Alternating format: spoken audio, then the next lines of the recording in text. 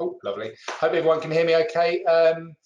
So quick run through with the changes that's coming through with IR35 from next April. I'm assuming that a lot of people are aware of the existing IR35 for the public sector, so I'm not going to go into too much detail of the background of how this has come about. It's more practical implications of what's going to happen in April, what you guys should be looking at and maybe changing within your business and to be prepared for it. So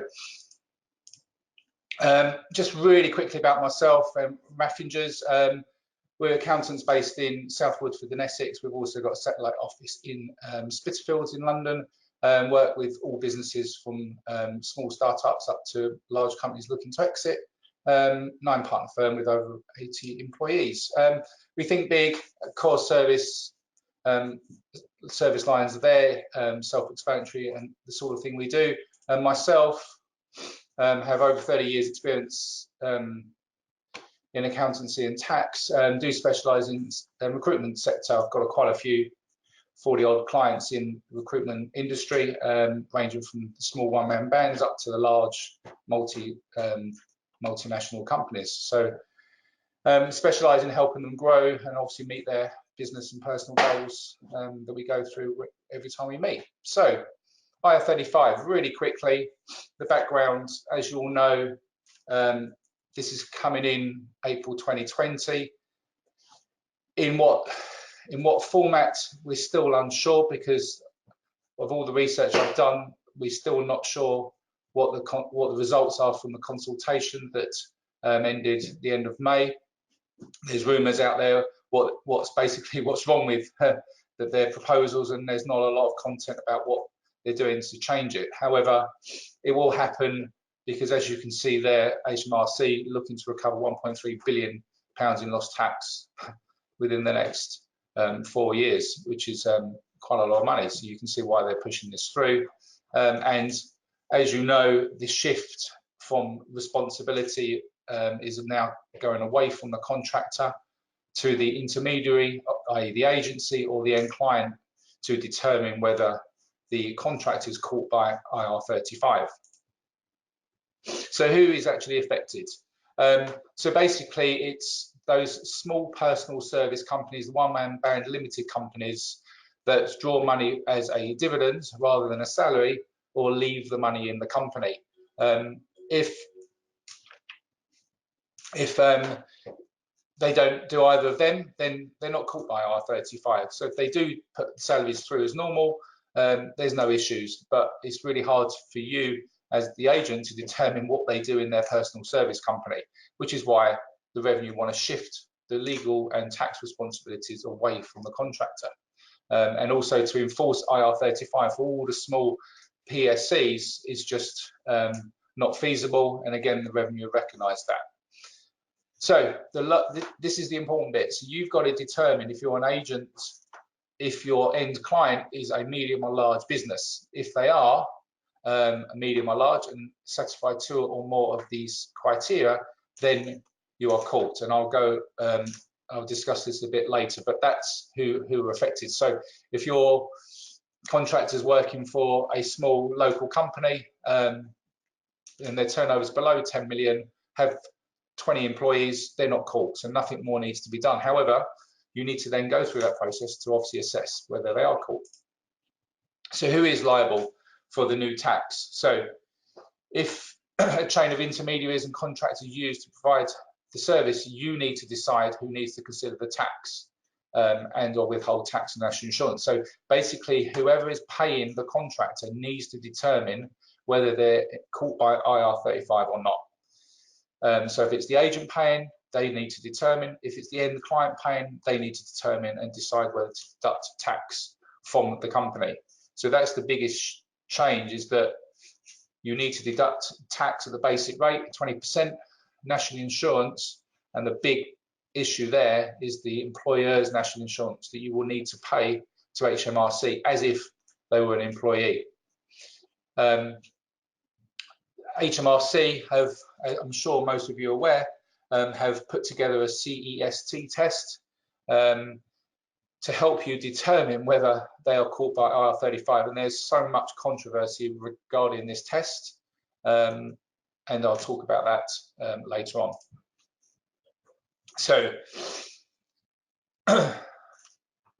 there's a little bit of an explanation of what happens when you do determine the employee, the contractor, and they're caught by IR35, and then you're meant to deduct a tax. Now, there's a whole issue of whether they're now entitled to employment rights or not.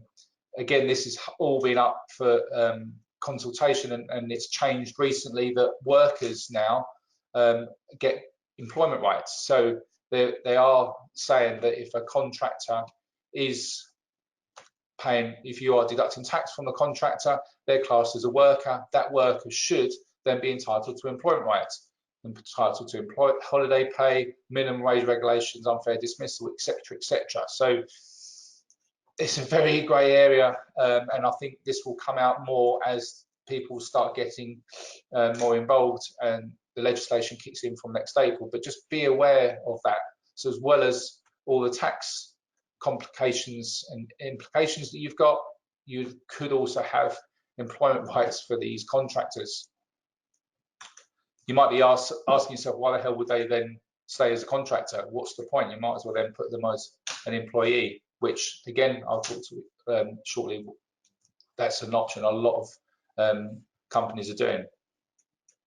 Also, this was massive and well publicised in the public sector, that you're not meant to do a blanket approach to all your contractors and say, right, I can't be bothered doing the test, I'm now going to put all of you as caught by IR35 and deduct tax. So you're meant to be doing the CEST test for each contractor and determine each contractor whether they're caught.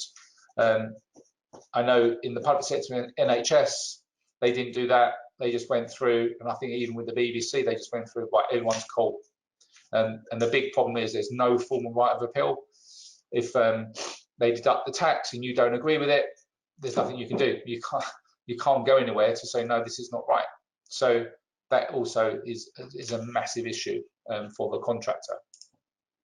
So what are the solutions? A couple of solutions. You need to amend the contract arrangement so the contract is genuinely engaged on a self-employed basis. A massive caveat with that, and a warning, that HMRC will look beyond the contract. They will look to see if there's a right of substitution in that, and that is actually happening. They will basically ignore the contract and look to see what is actually happening within the day-to-day operations of that contractor. So just be very careful if you are putting stuff in there to help avoid being caught by IR35. You just need to make sure you're actually backing up in reality. Also, HMRC can open an investigation at any time. So you just got to be careful that you've got to make sure they're legitimately self-employed and you're not just doing it as obviously to get out of taxing the contractor, because the responsibility is now on you, the person paying the contractor. So some tips when you're looking at your contracts. Make sure the contract states that you're an independent contractor. Make sure you're in control.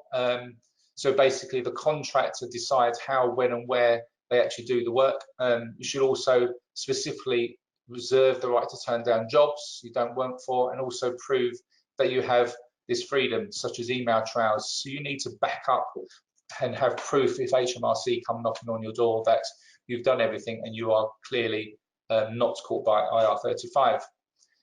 If possible, you actually need to do this and send in a replacement and have the ability to send in a replacement. This is quite a big area that HMRC look at, and it would normally show that you are self-employed, not caught by IR35, if you can send substitutes in to your workplace instead of you doing that job.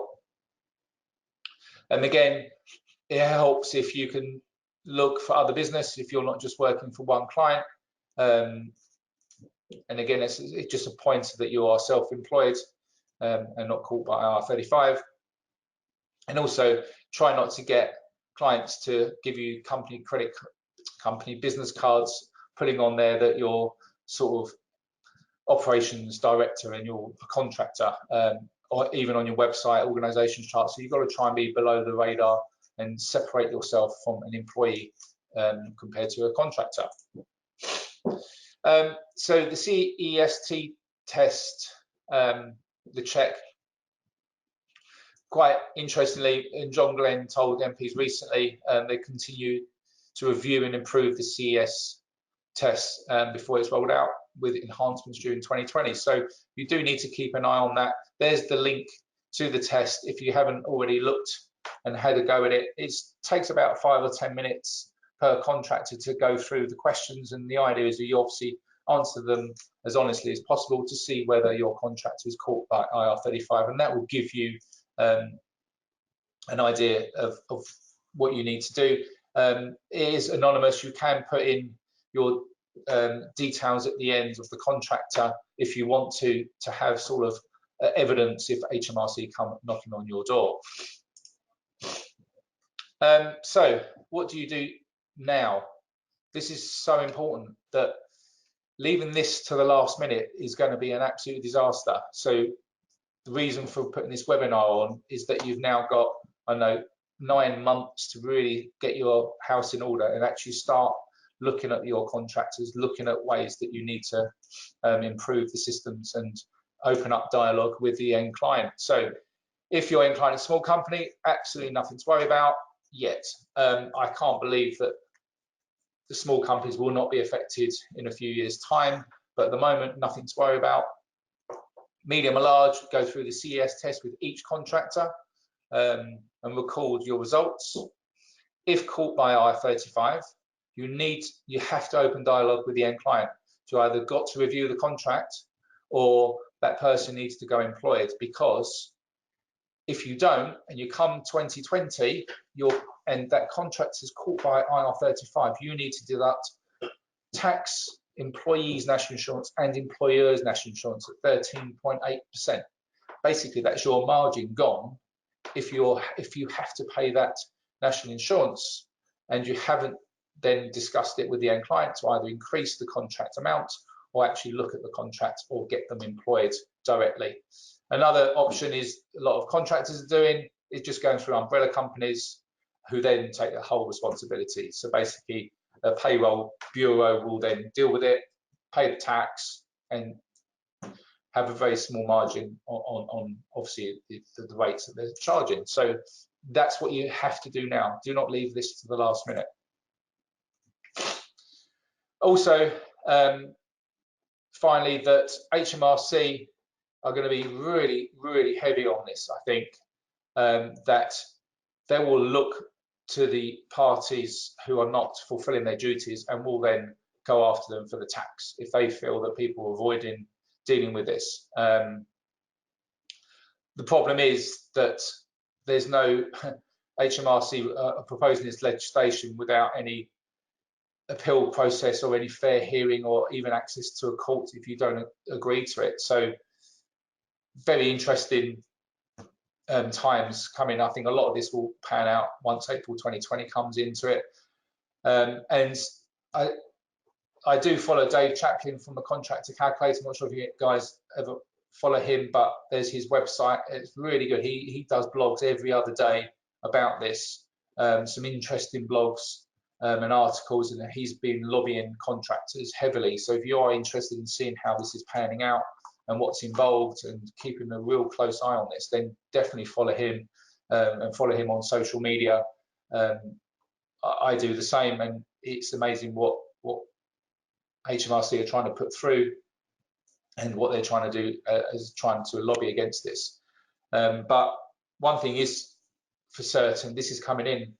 This is going to happen April 2020.